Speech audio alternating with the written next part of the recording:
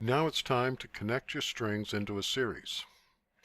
The easy way to determine which end of your string is a negative connection and which end the positive is, whichever end has strips of tabbing wire from below the cells is the positive end. Whichever end has strips of tabbing wire above the solar cell is the negative end. Looking at this diagram, we're going to solder the bus wires to the tabbing wire.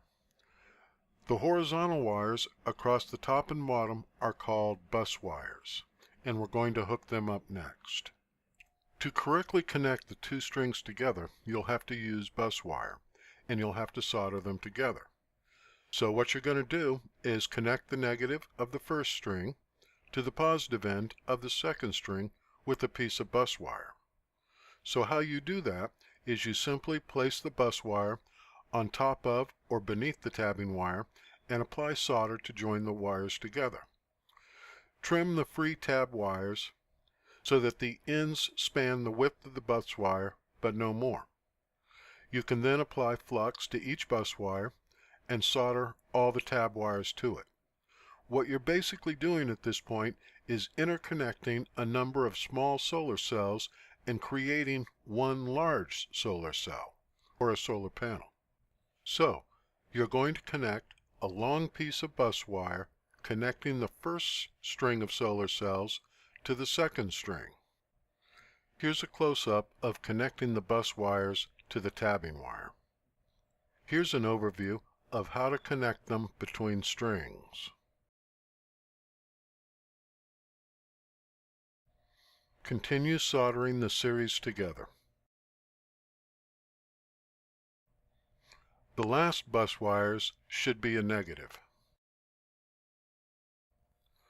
After soldering all the bus wires in place, you'll need to route the negative end to the two holes you drilled in the frame in step 1. You might need to solder a longer piece of bus wire that runs the wire back all the way from one end of the panel along the frame back across the front to the two holes. The positive wire will go down one hole, the negative wire down the other hole. Be sure to run about 4.4 or 5 inches of bus wire through both holes in the frame. You'll be using the extra wire later. An alternative method of wiring the solar cells, which might be easier for some people, is like this.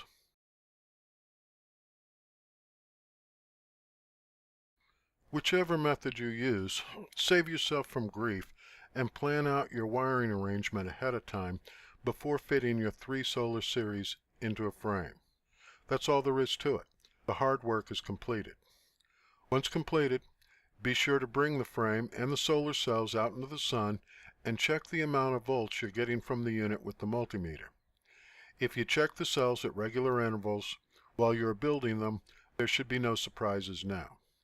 If you're not getting the desired voltage, then chances are your tabbing wire has come loose and will need to be resoldered.